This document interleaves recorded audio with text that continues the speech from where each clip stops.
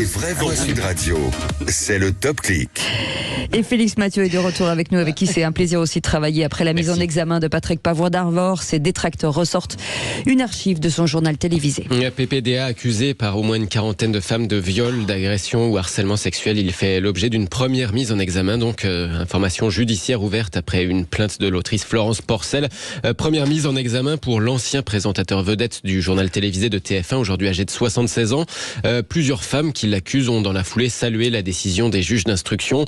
Parmi les nombreuses réactions sur les réseaux sociaux, Éric Verne a aussi écrit « Allez, on se remet cette masterclass de Béatrice Dalle pour fêter la mise en examen de PPDA ». Et il partage une vidéo du journaliste avec l'actrice, une image d'un JT qui date des années 90. On vous découvre un peu kleptomane, c'est un rôle que vous connaissez dans la vie.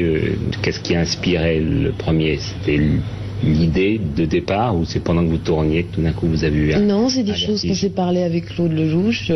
Il s'adapte à la personnalité des gens pour qu'on se sente bien dans le rôle, pour qu'on se sente bien dans...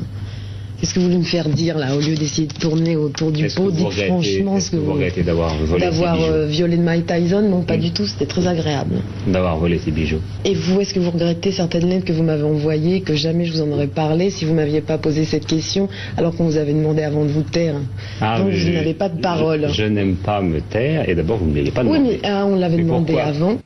Séquence évidemment gênante, très partagée en ligne par les détracteurs de Patrick Poivre d'Arvor, et beaucoup de féministes en tout cas saluent cette mise en examen, à l'image d'Élodie Jonot qui écrit sur Twitter soutien total à Florence Porcel et ses sœurs de plainte qui n'ont eu de cesse de dénoncer seules contre tous le système de prédation de PPDA, ses agressions, ses harcèlements, ses viols. Cette mise en examen est un pas de plus, écrit-elle, vers une justice qui se fait tant attendre.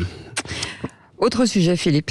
Et moi, autre sujet, cette info de dernière minute. Après le vote de la loi immigration, la ministre de l'Enseignement supérieur, Sylvie Retailleau, a présenté sa démission qui a été refusée. Oui, information confirmée tout à l'heure par l'agence France Presse, confirmée par l'entourage de Sylvie Retailleau. Démission refusée par l'Élysée-Matignon. Alors, dans un cas comme ça, on se demande, comme à l'époque, un peu de la démission de Gérard Collomb. Vous vous souvenez, est-ce qu'on peut vraiment séquestrer dans son ministère quelqu'un qui voudrait vraiment quitter le gouvernement en refusant sa démission? Évidemment pas. D'où cette précision du journaliste du Parisien aujourd'hui en France, Nicolas Béraud. La ministre de l'Enseignement supérieur, Sylvie Retailleau, a présenté sa démission qui a été refusée. Emmanuel Macron et Elisabeth Borne l'ont donc vraisemblablement convaincu de rester à son poste. Bah oui, quand même. Merci beaucoup, Félix. Et moi, il y a une